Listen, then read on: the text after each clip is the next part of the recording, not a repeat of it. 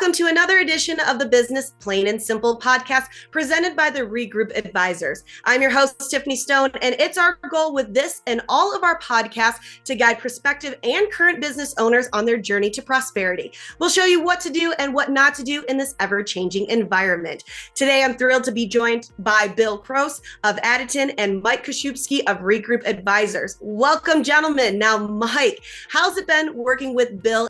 Fantastic, Tiffany. And I'm glad Bill, is on the program today. So we met with him back several months ago, and he has a very unique software that he's created and an application. And we got really excited about it. And he's the type of individual that we come across every now and then that has such a wonderful idea. We want to jump in and help him get it out into the marketplace. And really, it has a positive impact on people and what can be done. And the timing on it is right. I cannot do it justice in explaining exactly what it is, which is why I'm glad Bill joined us today. He'll do a phenomenal job of telling us why and what he created. And we're excited. So, and I'll explain a little bit more on what our intention is with it, but we're glad. So Bill, thanks for jumping on this and sharing what you've done. Awesome. And Bill, talking about that, I had a chance to look at your website. Seriously, this is way over my head. So I'm actually really excited to be talking to you as well, because, we're in this world where everything is moving so fast, especially in the software world where you're at. So what exactly is this all about? Hi, Tiffany. Thanks for that. My system is called Pythia, and I used to be the Global Learning Technologies Manager for Intercontinental Hotels Group. So that was Holiday Inn and Holiday Inn Express and all of those. And one of my responsibilities was to find technologies that would help people learn and do their jobs better. And what I needed, I couldn't find anywhere, and I looked worldwide. So I wrote down what I needed and designed the whole thing. And what I really needed was a way to verbally deliver step-by-step work instructions on demand, hands-free, anywhere in the world. And because I was in training and learning, I needed to capture the amount of time people spent on each step, as well as their continuous improvement feedback.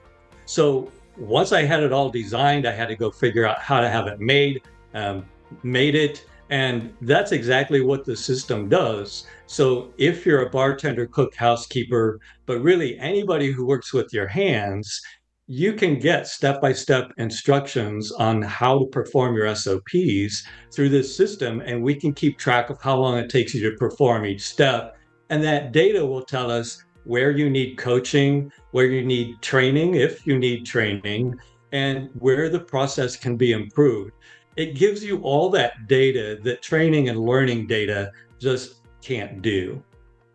And that's it in a nutshell. Oh, so sorry to cut you off. Talking about that, before we move on, what exactly is a SOP? Oh, SOP is standard operating procedure. It's a work process. Perfect. And talking about that, what did you really learn from, seeing where people needed help, where they didn't, or where did you really see took the most time to really get to this process? Well, the most time was really spent on just figuring out what needed to be done and then how to create the technologies to do it.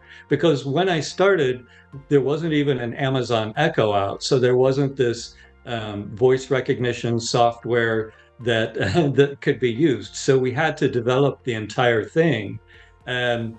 So that was basically the hardest part. Once I had everything designed, I found some developers, a couple of engineering companies that were able to put it together. And it took some time, and we hit a lot of bumps in on the way, but eventually we got there, and it does exactly what it's supposed to do. Well, what was the hardest part? You mentioned that it took a lot of time. Obviously, there was probably some struggles that we don't even know.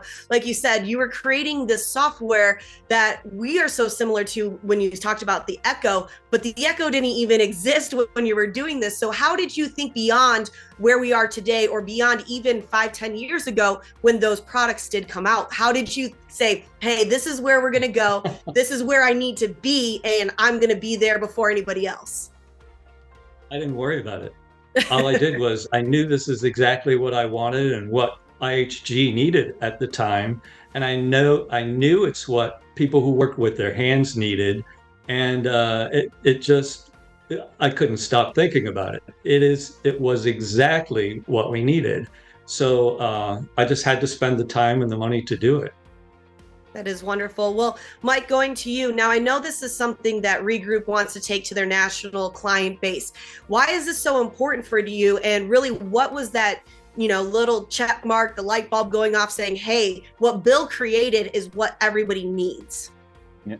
Well, so a couple of things, Tiffany. One of the things that we always look for is a owner or an entrepreneur with the energy level that Bill just exhibited on this.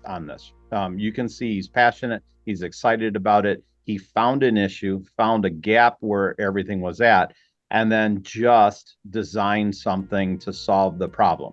And we get excited when we find people like that, because a lot of he could have had 100 reasons to lose steam. He could have had a number of reasons not to get it to where it's at. So we're excited from the fact that it's just Bill and his energy that he's bringing in, and on top of a good idea. And we think that that's an important piece.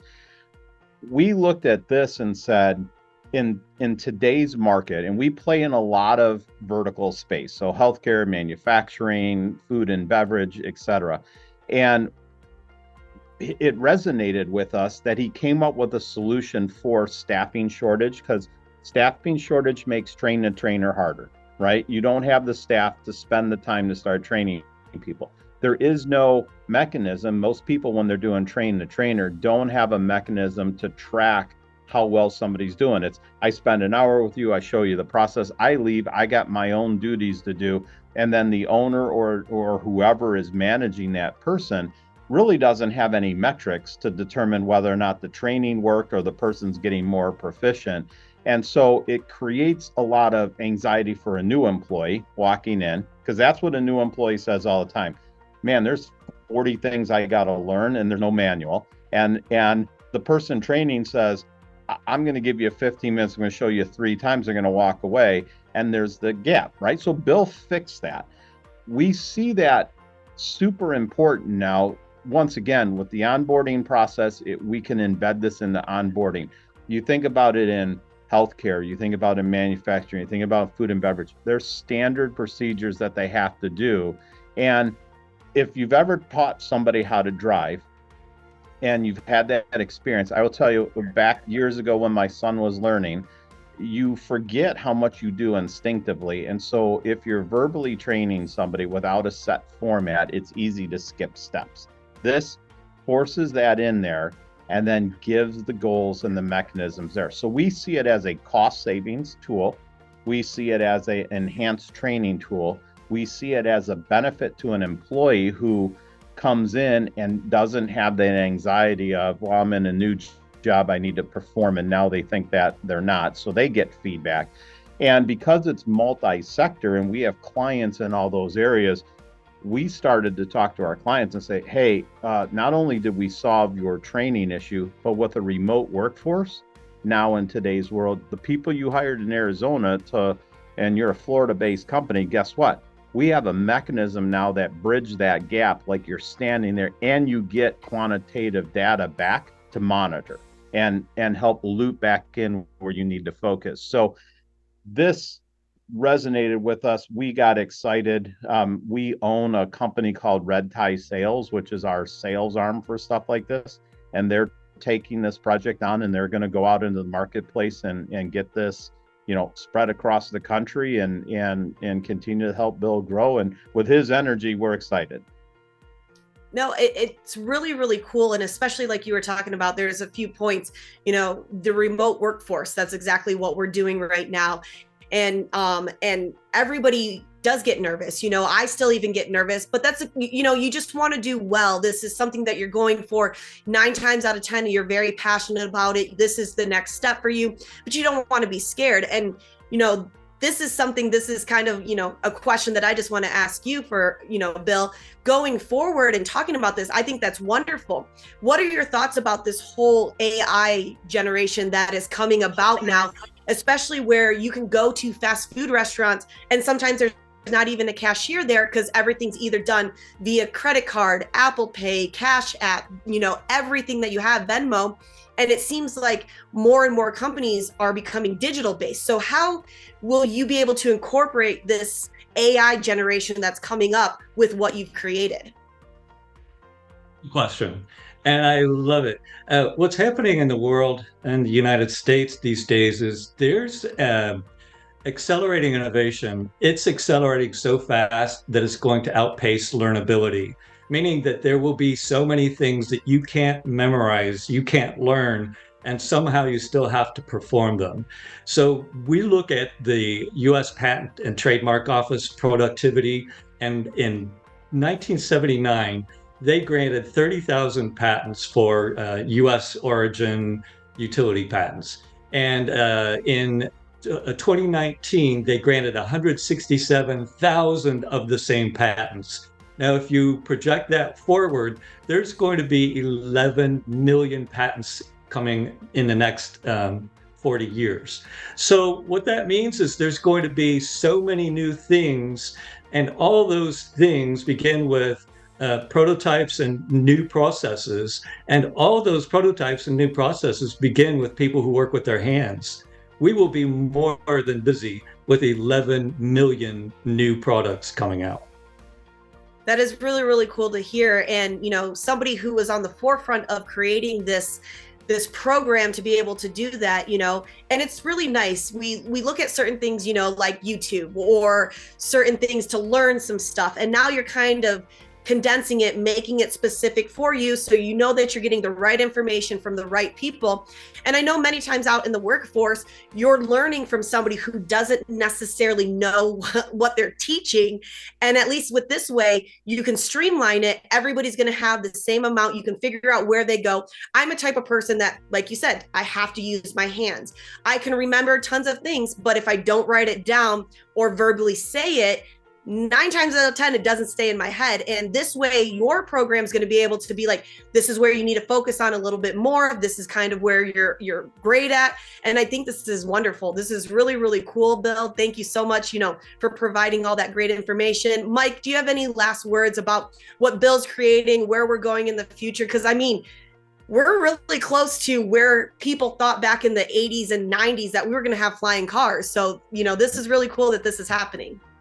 Yeah, and Bill said something key with all the new stuff coming out, and a lot of times we do play in that business startup stage where we're on the forefront of bringing a company or their technology forward.